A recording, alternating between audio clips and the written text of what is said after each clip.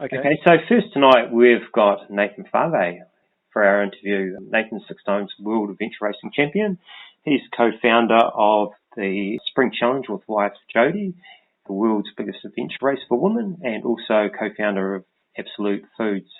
And it's ironical in the sense, Nathan, as we talk tonight, we organised the interview the day before, or the eve, of the closing of Radio Sport, which we were doing years ago with Triumph Multisport with Ian Heppenstall and Andrew Dewhurst. So how are you, Nate?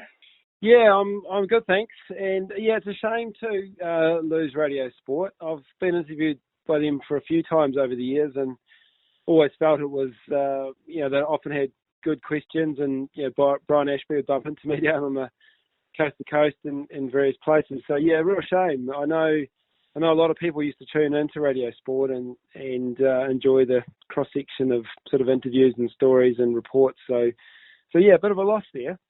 Yeah, for our national sports radio station. That's for New Zealand, not those overseas who wondering what Radio Sport was. So let's get things rolling. So amidst COVID-19, New Zealand's in lockdown, Australia's getting in lockdown, other countries in lockdown. So how's it affecting you down in Nelson? Oh, the lockdown. Well, we went into sort of self-lockdown on the Monday that the government announced they were going to have a lockdown. So I guess for our family, we feel like we've been in lockdown for over a week, which, to be honest, despite all the terrible things that are going on around the world, and for some people, we've actually thoroughly enjoyed it. And we live rurally on a beach in Tasman, and we've got a reasonably big property, and there's 5 of us in our family, plus we've got 3 guests with us on the property. So in our lockdown group, there's 8 people, and we've been really enjoying it. It just feels like a big holiday so far. Yeah, we're on a lifestyle property as well, so pretty much overlooking the Kaipara.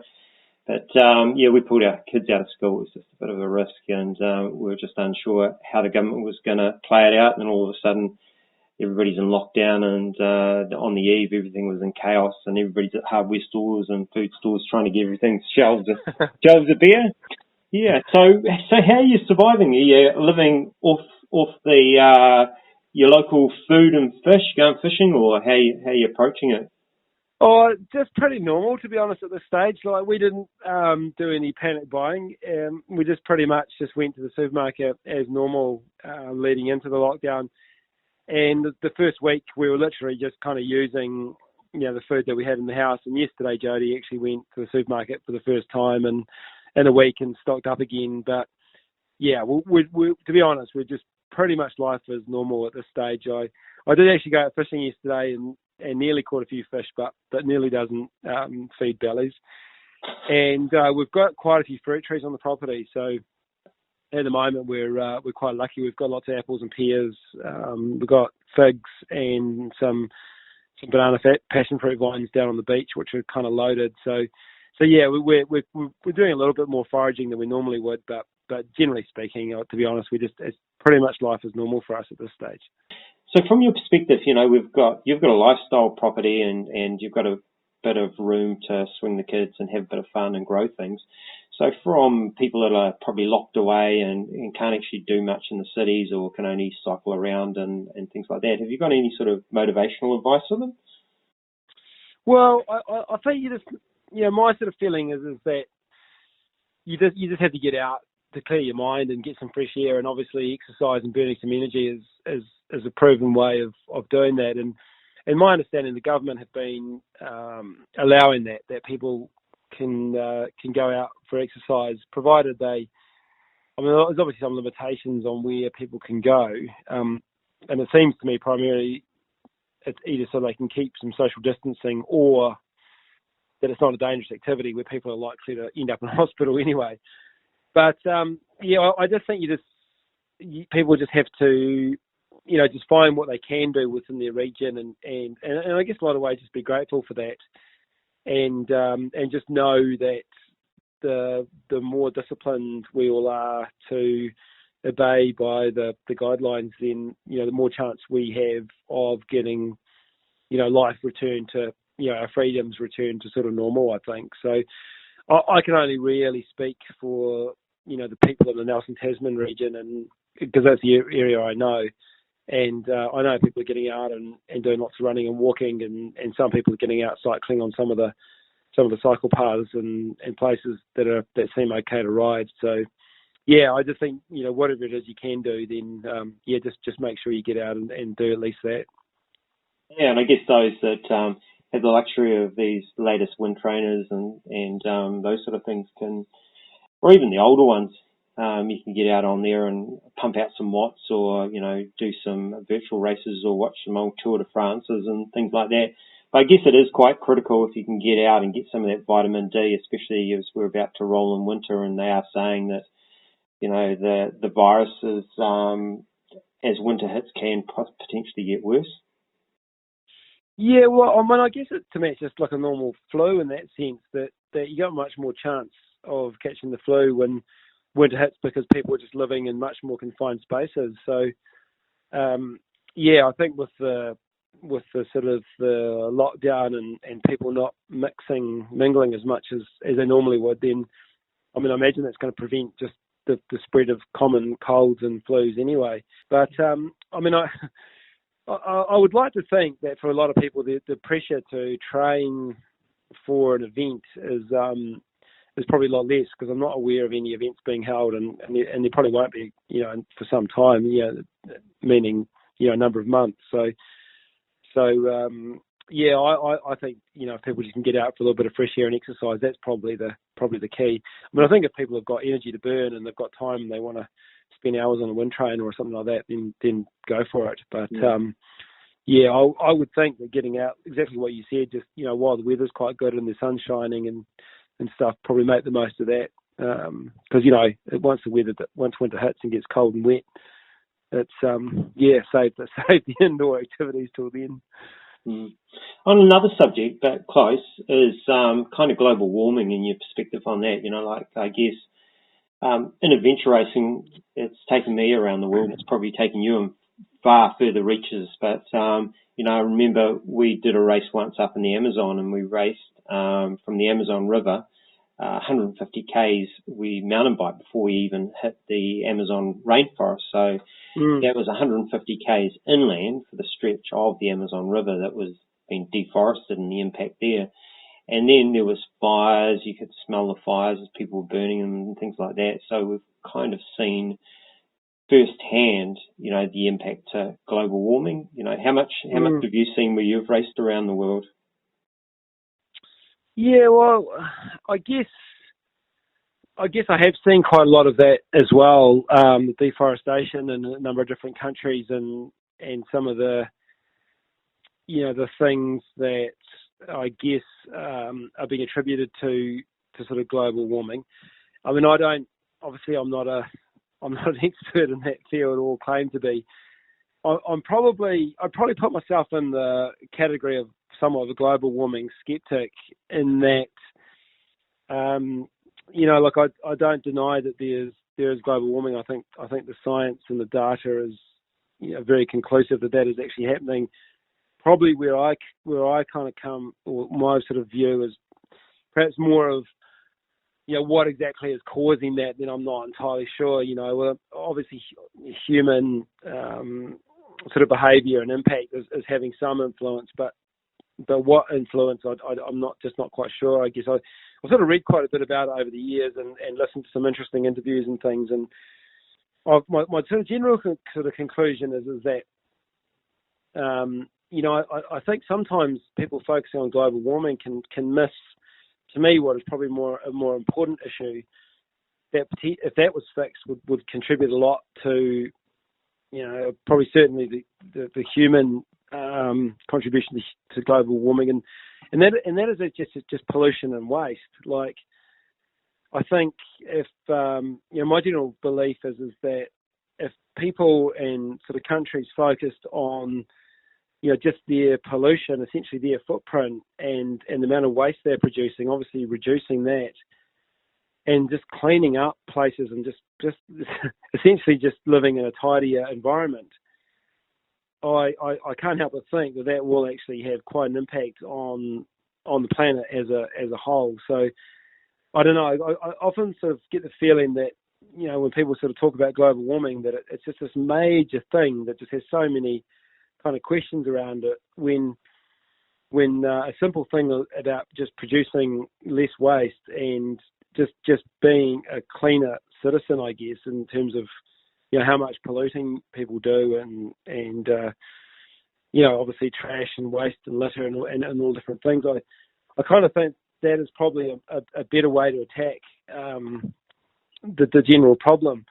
But this COVID-19 thing is interesting because it's kind of brought the world to somewhat of a standstill compared to what it was. If you go to certainly back prior to COVID-19, and I think there's some really, really positive things to come out of it, because my feeling is well, what it's potentially teaching people is another way of living, actually. That how things was kind of crazy in many ways. And everyone's living a pretty simple life now. Well, it seems to me everyone is, in New Zealand anyway. And the environment must just be having a massive breath of fresh air. So I think there's going to be some really positive things to come out of this, some new learnings and new perspectives, and hopefully some new behaviours. Yeah, you can certainly see that with satellite mapping that's coming out now with pollution, and that's just dropped right off and the world turned to blue rather than a big hazy red. And I guess it does come down to the sort of simple things in life. And once again, I think adventure racing's taught me that, is that some of the happiest people I've seen have been in little square mud brick houses, outside in hot weather, boiling up a few coffee beans and having a great laugh. Their life's so simple. They've got very little, but, they're happy. So, and probably no mortgage and things like that. Okay, well, let's talk a little bit about the summer challenge. How has that gone for you, amidst changes in that were in place in gatherings? How have you managed to cope with that? Oh, the summer challenge? Yeah. Yeah. So the summer challenge was a new event that we had planned to launch last weekend, I guess. It was, or the weekend before last, March the 20th or so. It was held here in Nelson. And that was an interesting process to go through, because about 2 weeks before that race, we started to think, man, we're going to cut this pretty fine. Like the way the COVID situation was kind of developing, it was, Jodie and I started to realise a couple of weeks out that, we may get this event through, we may not. And we were very philosophical about it. It was like, if we don't, it'll be for good reason. And if we can run it, then, obviously, that'll be with, it literally wouldn't be our decision. That would be, the government's or Ministry of Health or some higher authority. But a lot changed really quick, and in the week leading up to the event. And what I mean by that is, my kids did a running race on March 15th, and there was over 1,000 people at the event. And then on March 16th, the government pretty much announced the rulings for gatherings, no gatherings. I think it was over 500 people and stuff. So pretty much overnight, it just, the big hammer came down on the event. But I read quite a bit of, I read all the information on the Ministry of Health website, and actually managed to get in contact with them. And our event could have actually run. Like, we could have stayed within the parameters of what they were saying. And about the Wednesday before the event, or it might have been the Tuesday prior to our event, the Ministry of Health was still sort of encouraging us to go ahead, and they were just saying, look, if you make these changes, and which was basically cancelling the race briefing and the awards ceremony, just the times when people are actually gathered together in one spot, really. And, they've got 3 starts, so people are spread out throughout the thing, blah, blah, blah. They were like, well, as long as you stay within these guidelines, you can still run the event. But we ended up pulling the pin on the Wednesday prior to the event. And a lot of that was because we just wanted to give the participants enough time to make new plans, or we didn't want people to travel to Nelson and then find out on the Friday that, the new regulations had changed. And it was just too much risk, really. And we had got word that the that they were going to change the regulations again prior to our event weekend, and in the end, we just sort of felt like it wasn't worth it. You know, the event was getting compromised to a point where it wasn't really the event that we, you know, had in mind, and we also got a feeling that amongst a lot of teams, you know, it was actually creating a little bit of, I guess, conflict between teams where there was some team members willing to race and happy to race, and other people in the team that weren't. So in some ways, we just sort of thought, look, it's the situation at the moment with this coronavirus is bigger than any sporting event that we're running. You know, so let's just hold fire and postpone it for a year, and then we can run the event that we really wanted to run. So all up, I think, it was a good process to go through, and we communicated really well with our participants, and you know, people seem to have really appreciated that. And we ran an event anyway. We called it. We ran a sort of I guess you could call it a virtual event, but we ran an event on that same weekend called the Summer Challenge anyway, where teams could go out and do their own race, and then there was a Facebook group page, and they could upload photos and trip reports and stories and video to that page, and then we gave away a lot of the spot prizes that we would have given away at the race, and we also gave away the major spot prize, which was a Juliana mountain bike, which was drawn from people that took part in that event. And we had about 300 teams entered in the Summer Challenge. We had exactly 100 teams do the sort of the virtual event we did that weekend. So yeah, we had 1/3 of the teams get out and do their own race, which was cool. Yeah, I think virtual's kind of the way of the future, and as you know, across the other side of the office here is from Sports Hub is Event Plus, and who help you guys out. You know, they pretty much put all development resources on virtual. When things were looking like it was going to grow outside China 2 weeks ago, some events were flipping to virtual from being actual, and Plunkets run their event, Bay Breaks run their event on virtual. Competitors are happy because they get the medals and bits and pieces like that. So I think we're going to see virtual for some time now. And then I think virtual's going to be part of our life and, you know, events life and promoters' life ongoing. You know, it's just going to be something that's going to enhance them. You know, I think it was you that had mentioned that, you know, there's races that sell out and they allow runners to enter, you know, as a virtual runner at some time and run the course and log it and things like that. So I think virtual is going to complement existing events for the future and fill a need for people that can't make an event at that time or for whatever reason. So, yeah, and then there's things like Park Run and things like that, which are effectively semi-virtual. Everybody sees up at a time, but even Park Run's been hammered a little bit. And government restrictions around the world, so they're in hibernation. Yeah, it's certainly an interesting time. It'll be interesting to see how things bounce out afterwards with virtual events. So over the years, I guess you've been on the cusp of the big three, the Eco Challenge, the Raid, the Southern Traverse in New Zealand with Jeff Hunt and that, and even the Primal Quest, I guess as well. And you've spanned probably just that second generation that came through after Gurney and Kathy Lynch and John Howard and Prince, and those guys, and then you've spanned like a whole generation, and you've seen Godzone come out, and in a time when the industry wasn't good, adventure racing wasn't very good at all, and the numbers were low, and all of a sudden they're filling up, and Warren Bates has, with his team, set up a fabulous event and showcased New Zealand in that. So do you see that, and you and Jody yourselves have set up the world's biggest women's adventure race. Do you see it healthy by pockets, or how do you by demographics, or, you know, where do you see the success and future of adventure racing? Yeah, it was a pretty broad question. I mean, I think you've touched on a few things already. Like, I think in New Zealand, you know, there's a lot of really exciting and encouraging things going on. You know, obviously, well, I mean, you're just recapping what you've said. You know, like we started with, you know, some great athletes from the inception of the sport who went out there and flew the flag and set a benchmark. And then I guess the sport was 10 years in when I started racing in Southern Traverse and some of those other events.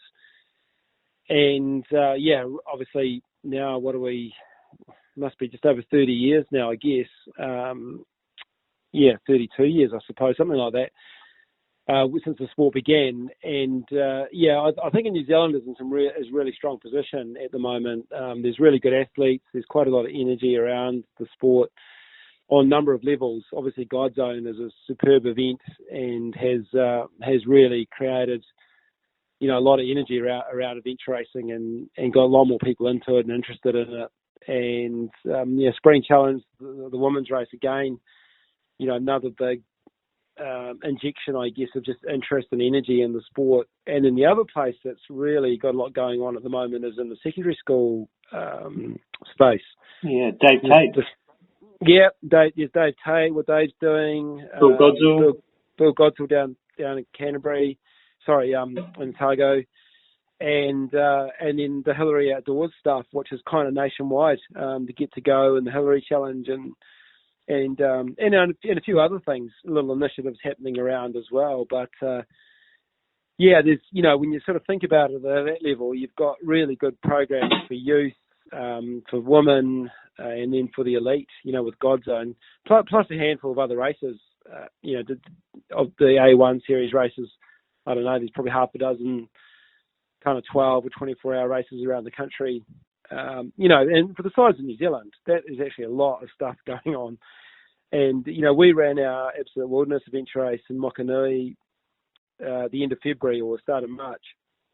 And, for our events company, that actually feels like quite a small event. I think we had about 100 teams from memory, which is about 300 people. So for us, it actually feels like a really small event. But for most other countries around the world, if you can pull 100 teams to an adventure race, that's a pretty major deal. So I think New Zealand's in a really good shape.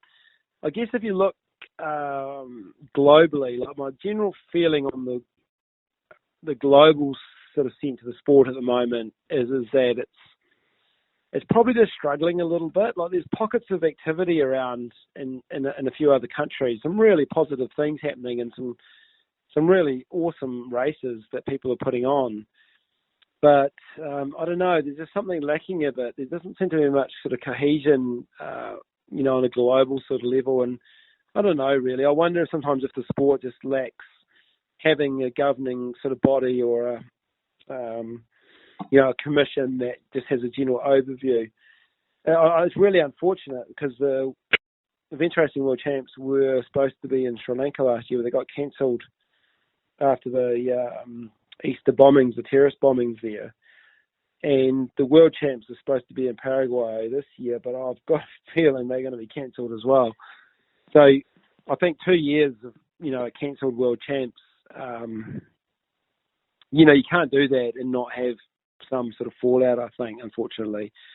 But the good news is the Eco Challenge came back last year, and later on in the year, that'll come out, the TV production from Eco Challenge, and I'm pretty sure that will, get the sport some sort of traction again on an international stage, especially in America. So just recapping on that, that's Mark Burnett, isn't it? So people have been making a call for nearly a decade for the Eco Challenge to come back, and Mark was the person who took adventure racing. I think he was some special forces guy, and he did adventure racing, enjoyed it, and then basically set up the Eco Challenge, got it into every household and TV in the US and made it big. Then went on to do Survivor Series and Donald Trump and the Apprentice and all that sort of thing. So he's come back out of that, run the race, and my understanding was it Prime's bought the rights or supported it, and they're going to play it pretty soon. Is that right? Yeah, that's right. So no, you did right in the sort of the steps there. So Mark brought it back, but he brought it back with Bear Grylls as the presenter.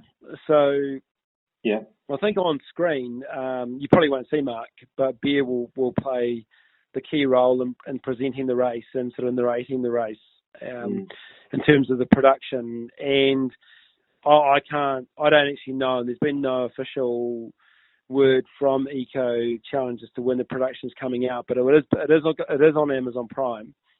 And my understanding was that it was going to be in the spring for Northern Hemisphere, which I guess is our autumn. But I did hear a rumour, and this is only a rumour, that because of the COVID-19 situation, that it's most likely going to be delayed until autumn in the US, which will be our spring. So I expect that there'll be some sort of advertising around it about August, I suspect. But again, that's just speculation on a few people.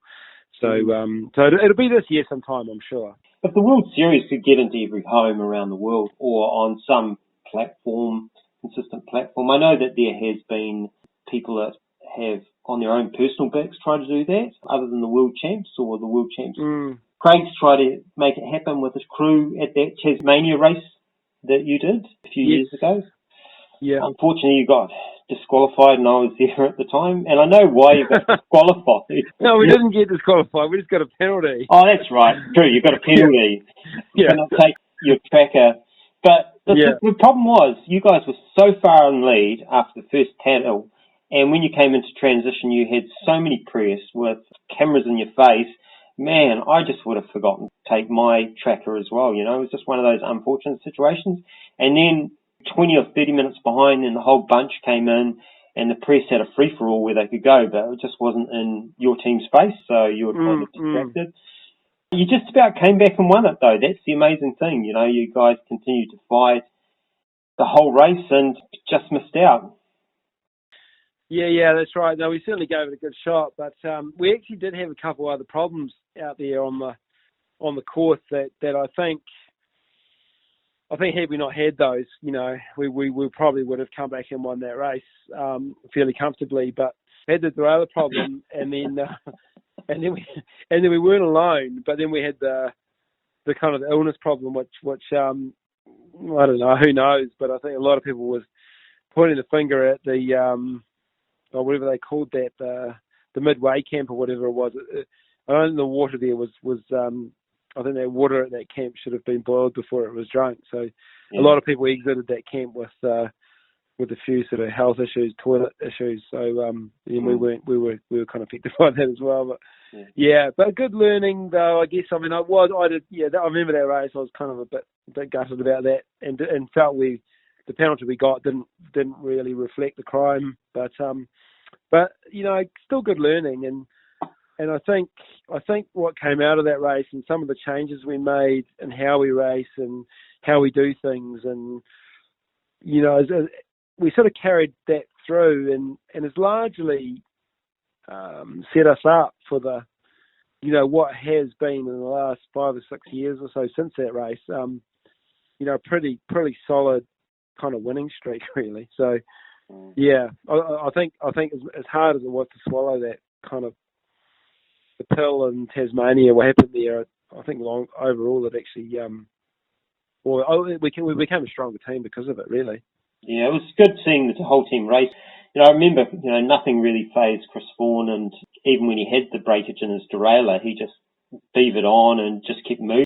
The other thing that amazed me about Chris, we came in backwards to a checkpoint as a media team, so it was easy off the road end, and you guys had about 20 k's of beach to do and then take diagonal and no landmarks, nothing, just sand dunes.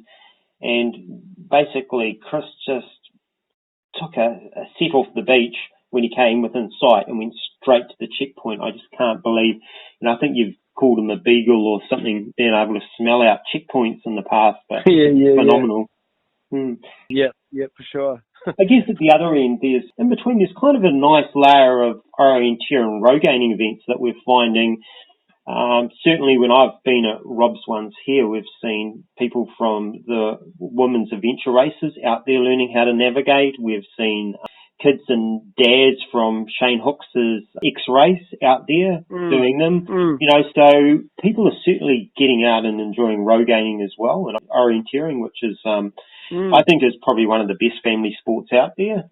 And I guess when I've ever talked to you about advice on any of the interviews of the past, you go for adventure racing teams, you go navigate, navigate, navigate. That's why you're doing the talks and you're doing the 24 hours and you're doing the orienteering, and I see you at the National Orienteering Champs and the families there. And orienteering and road gaining seems to be setting our people up for their future in life and also adventure racing. Yeah, that's right. I mean, being able to navigate is pretty critical to successful adventure racing, and thankfully, and I'm racing at the international level now. I'm with Chris and Stu, so I don't actually need to be able to navigate. As much as I enjoy it, it's good for me now to not have to do that, just so I can focus on looking after myself and probably just have a bit more of an overview of the racing strategy and what the team's doing as team captain. But yeah, the orienteering and especially the road gaining is excellent preparation for adventure racing, and I think the ultimate for each team is you really need more than one navigator. The more navigators, the better, really. We're lucky in New Zealand to have so many of those opportunities. Yeah, you mentioned Stu Lynch. So he's been road gaining for years. He was from the original Ryan Health team. So I think they won the World Champs in 2007, and it's a pretty young team. So you definitely got a good navigator there, and especially with Chris and even Stu. Yeah. I think when I talk to him at the road game, says he's always learning stuff off Chris anyhow. So that's good. Mm-hmm. Okay, so your adventure racing team, what is the year looking like, or where are your goals, or how are you resetting that? Yeah, it's an interesting one this year. So we were going to go and do a World Series race in Malaysia at the end of June in Sarawak, and we chose that race because the timing was good. Like May is a good time for all of us to get overseas and do a race. And we also felt that out of all the World Series races, that was the one that would probably simulate the World Champs conditions more than the others. So the World Champs were due to be, and I think still are due to be fair, in Paraguay in September. So that was our kind of plans, was to go to Malaysia in June, and then go to World Champs in September, and then possibly do Godzone in November, depending on if Eco Challenge was going to come back, when and how. So the race in Malaysia has been postponed until December, so I don't think we'll sort of get to that, even if it's running now, because I just don't quite know what the point would be in terms of, for us it was going to be a build-up to World Champs. And I guess we'll go to World Champs in September if it's happening, but I just don't quite see the world returning quite to normal by September at this stage. Not on an international level, anyway. Godzone. Yeah, exactly. Yeah, Godzone might be the only race that we end up doing this year, and if that's the case, then I won't complain about that. That'll be cool to get out and to do that in November for sure. Yeah, but it's kind of amazing that Warren's everybody shied away from the North Island running adventure races, major adventure races. In the past, they've always milked the Southern Alps, felt that success was just the ruggedness of the South Island. I guess you can't get more rugged than Fiordland like it was the other year.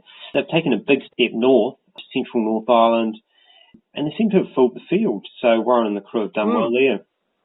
Yeah, well, my sort of feeling is that, well, two things. One is that Godzone is a big enough race and, a product that enough people want to do that I think they could have it anywhere and they'll fill the field. The second thing would be that I think the North Island offers some awesome places to race, and certainly for me, if I was to be perfectly honest, there's more appeal for me to do a North Island Godzone than a South Island one. We spend most of our spare time exploring the Southern Alps and doing our own family trips and personal trips, and we often don't get up to the North Island just because it's just not that logistically sort of practical. So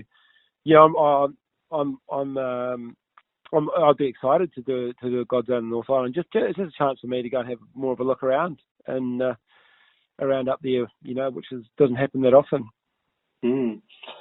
So I raced against you in the 2001 Southern Traverse in Marlborough. That would have been like pretty boring, wouldn't it, in your own backyard? Did you even take a map and a compass? Oh, 2000. That was 2001 was Switzerland. So it must have been 2002. Oh, was it? I guess, The Southern yeah, it must have Traverse. been. Yeah, I think so. Cause I don't, yeah, but yeah, Mulberry. Yeah, there was quite a lot of luck and knowledge in that. I definitely had to navigate at times, to be honest. But I was living and working in the Marlborough Sounds at that time, and a Kiwi Outward Bound, and the first trekking stage pretty much went through an area that we regularly go through with our students. So that was quite humorous. No, it was pretty much just wander around on pretty known ground. So yeah, quite a big local advantage there. Yeah. I thought it was interesting seeing your face in Kathy Lynch when you look back on Fishtail and conceptually see a team. Yeah, to be honest, I can't remember that much about it. I remember that ridgeline being pretty frickin' scary though, going across from Fishtail to Mount Richmond. A few times, just sort of bush bashing through that low beech forest and then arriving at the edge of a 100-meter sort of vertical bluff. Yeah. But, I think we were about 100 vertical meters below you, and we could just see you. And Kathy looked around and took a double take. I think at the time, was it Kathy? Yeah, right. Yeah. That's right. We had Jill. Yeah, it was Kathy. Yeah. Yeah, and we had Jill. But then you guys sprinted off, and it was really awful in the sense that there was like a knife ridge that you had to kind of navigate, and it was getting dark, and we were hoping that we could jump on your tail, but I think it was about day 3. But it turned out to be a really nice night. Like, it was really low cloud and the stars were right out, and it was kind of really impressive from from that sort of that aspect. So what's been your favourite race in all the years? It doesn't have to be right by result. No, it wouldn't. I guess they're also different, hey? Like every race, they sort of come and go. The different courses and the different sort of results. At different times, I kind of remember different things. But and often, when you sort of think what's been your best race, it's hard not to think of one that's quite recent, just because it's so fresh in your memory. But I think if there's one race that kind of stands out, and there's lots that do, and honestly, if you ask me this question tomorrow, I'll give you a different answer. But the one race that really stands out for me is the World Champs in France in 2012, and for a number of reasons really. But that was an amazing course down through the French Alps. We started quite high up in France and finished down in the Mediterranean, and we pretty much traversed the Alps for sort of 5 days. Just phenomenal landscape and country and beautiful scenery, and it was a great course. There's lots of white water, there was canyons, there was some really exciting mountain biking, some single track, lots of great things about the course. But other memories of it was just that it was a really hard race. As a team, we had a whole lot of things to overcome, but it just felt like it was when we actually finished that race, it just felt like a very, very complete process, I guess, or just we had so many challenges along the way as a team, and we'd overcome them. It was just hugely satisfying to finally get to the finish line and know that we had worked like super, super hard to get there. So that race, I think, will always stand out for sort of those reasons, really. But every race you do, and whatever part of the world, there's always incredible things and interesting things that happen. And I guess that's what's great about adventure racing is it's not like you go back to the same race every year after year after year. Probably your best comeback would have to be Fiji, wouldn't it? You were like 24 hours behind with Christina being sick, and then you bounced back to win. Oh, not the current Fiji that we're about to view on. No, we don't want to do that as a spoiler. And it's not like Christina's come back to racing, but back probably 10 or 12 years ago. That was 2002 as well. Fiji was 2002. Yeah. That's right, because I'd actually just got back, not long been back from Fiji when I did that Melbourne Southern Traverse that we were just talking about.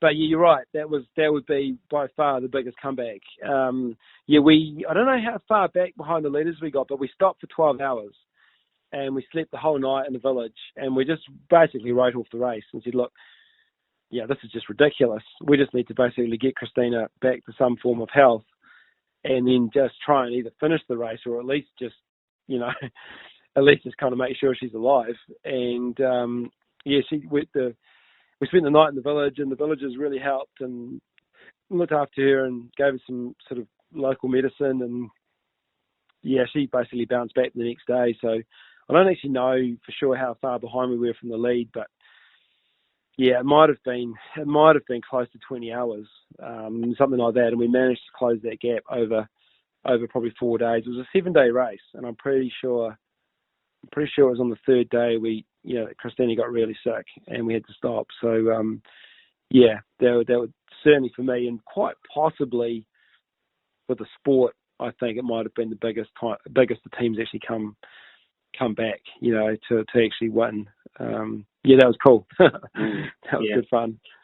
Yeah, I guess it's always good to deliver the woman home safe and well. And I know from racing myself that people outside the sport sort of think that the women are the weak link in the team chain, but they're not. They're actually hugely strong. And I remember racing with Debbie Chambers, and I've raced with Bill Westerner. And mentally, they're hugely tough, and physically, they're hugely tough.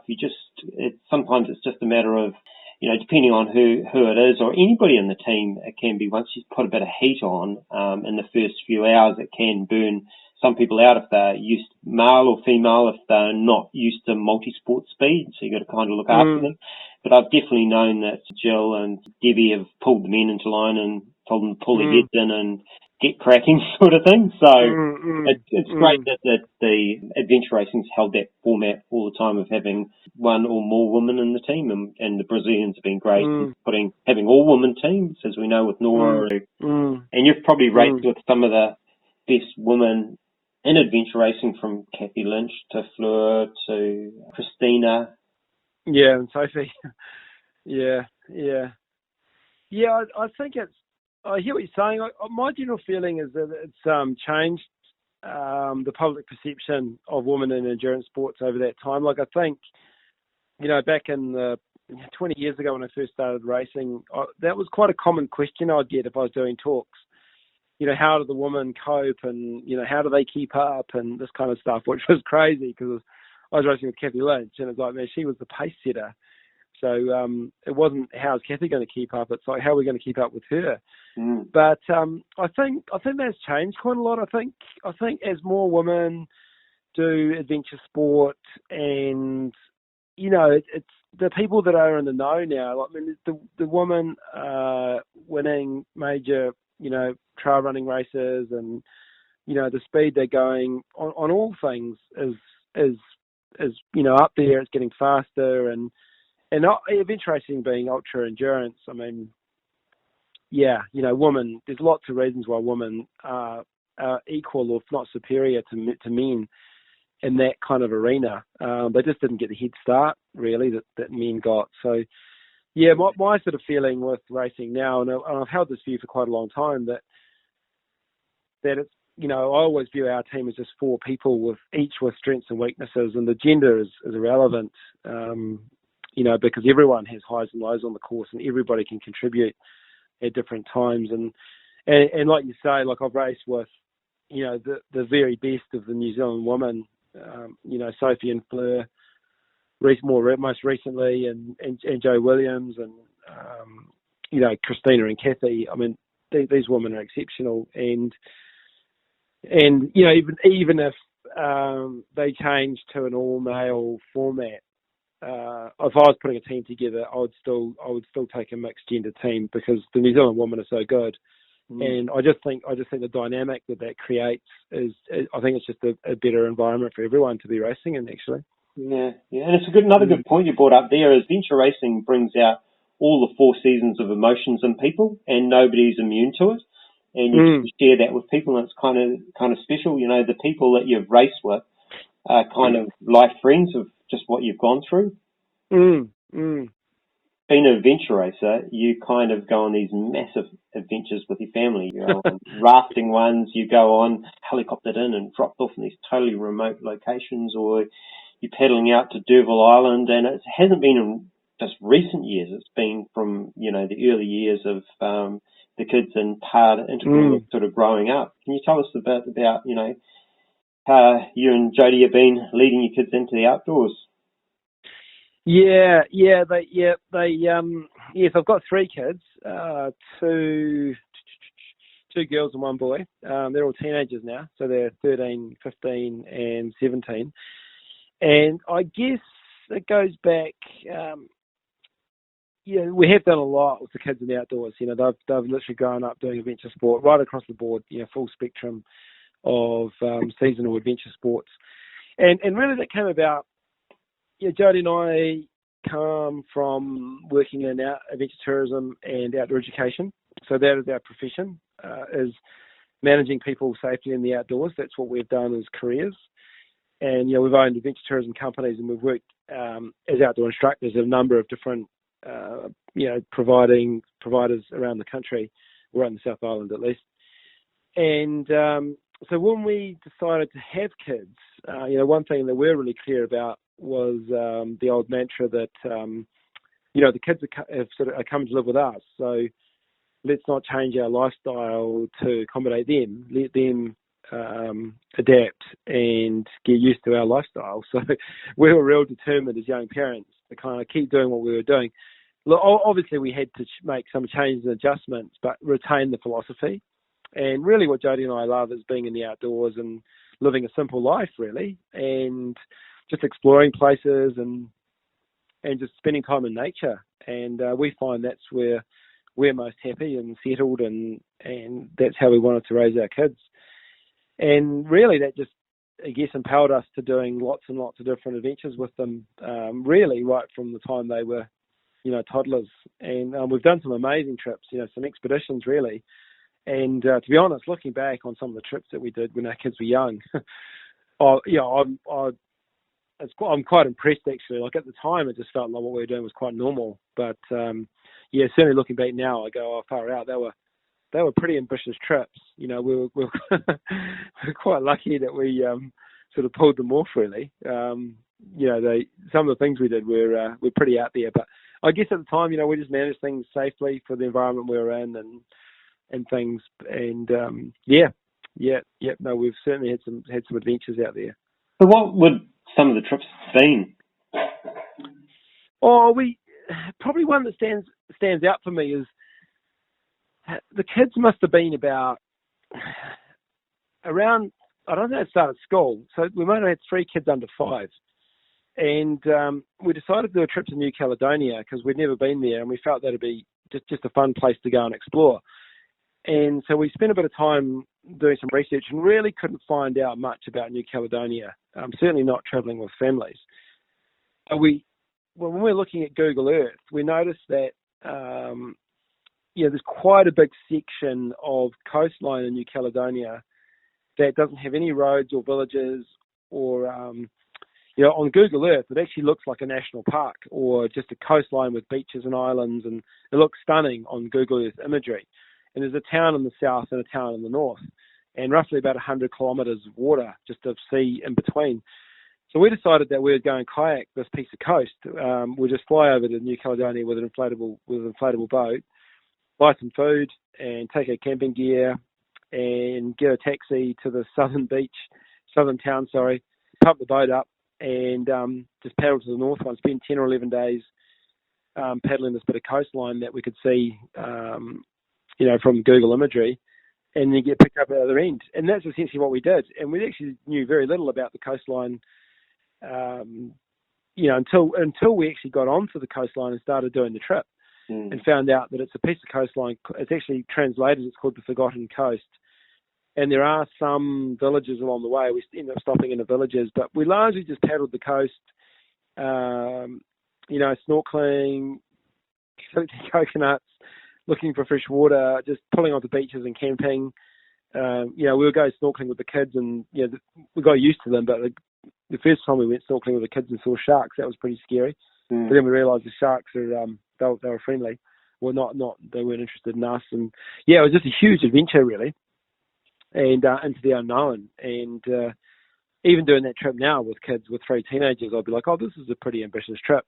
But the fact we did it with the 3 toddlers was, and we did a few of those actually. We did a few of those trips in foreign countries with the kids, which are really, really cool memories. But most of our stuff's been in the South Island. Most of it, just lots of trips in the Southern Alps. Yeah. And we see your kids following your footsteps, and they're at Spring Challenges, helping out with the registration and all aspects of the race, and even some of them are racing it now. Yeah, that's right. My 2 daughters have both done Spring Challenge a few times in different categories, and so they're pretty active. It's good to see. Yeah, so on the business front, Nate, you got Wilderness freeze-dried food that you've come in and given it a big push and used your social influence to get it out there amongst all the adventure races and really got it on the map. So how's that going these days? Oh yeah, so Wilderness, the freeze-dried company, it's going really well. We're in a situation with the company we are a small company, so it's still a startup, I guess you could say in many ways. But, probably the biggest limitation we've got as a company is our drying capacity. So, you've got a freeze drying machine. We've got 3 of them. So what that means is that we have a cap on how many meals we can make a year, basically. And once we've made those meals, we can't make any more because we can only pump so many meals through the dryers. So I guess, up until this summer, we've been in a situation where, we basically sell everything we can make. And then we've actually been looking for investment for the last sort of year or so to sort of grow the company to get essentially gain more capacity and just a bit more cash flow really, so we can have a bit more fun with a number of different elements of the business. So yeah, it's going real well, but it definitely is a small company, and to take it to the next step is my feeling is I think we've sort of exhausted our skill set with me and our business partners. So it's really good fun. Like, we enjoy it, and we're sort of moving forward. This time of year, we would normally things normally slump down for us. It's a seasonal business, because most of our customers are Kiwis going and doing adventures, and not many people, as you know, go into the outdoors during winter. So yeah, we would normally quieten down at this time of year. Our sales would sort of start to drop off, but with the COVID-19, they've been sort of pumping up until the lockdown. Actually, we had really strong sales. Actually, strong's probably an understatement. Massive sales. But then bizarrely, the day of the lockdown, things have been quite quiet since. So who knows what's going on. But we're still making meals, and we've had a lot of contact with a lot of the first responders out there, those sort of companies, and we're sort of working with them to sort of supply, sort of fast and convenient food to those organisations should they need it if things really kind of start becoming quite epic. So who knows? I don't know really. But, capital investment could be for plant in New Zealand or manufacturing here, or it could be manufacturing anywhere in the world. But you definitely seem to have a product that people like, and it's super light, and you can just mix it with water and eat it cold even, which is pretty amazing. Yeah. Pretty tasteful. Yeah, for sure. I can only see our company, certainly while we're involved, the current directors being New Zealand made. Because Grant, one of my business partners, he is a food scientist, and he actually just has developed this new technology which sort of stands us alone in the freeze dry field. Like, there's no other company that we're aware of in the world that is doing what we're doing in terms of the processing and the sort of the technology that Grant's developed. And I just don't think, this is his field, not mine, but he basically says he's really reluctant to sort of, to lose control of that processing, because we're just not confident we can keep the quality unless we've got a lot of control over it on that process. So yeah, at the moment, I think it'd always be a New Zealand made sort of locally made, almost handmade product in that sense. So effectively, if you've got a capital investor that would pump something into a bigger plant in New Zealand, then you could, distribute it as an export around the world. I guess that scenario would work. And what other business interests have you got? You were scoping out courses for people for a while and doing, I know with the Lake to Lighthouse, you scoped that out for Chris and told him he'd need a 20-ton digger in the river for a year to clean out all the debris before it'd be safe for anybody to go down.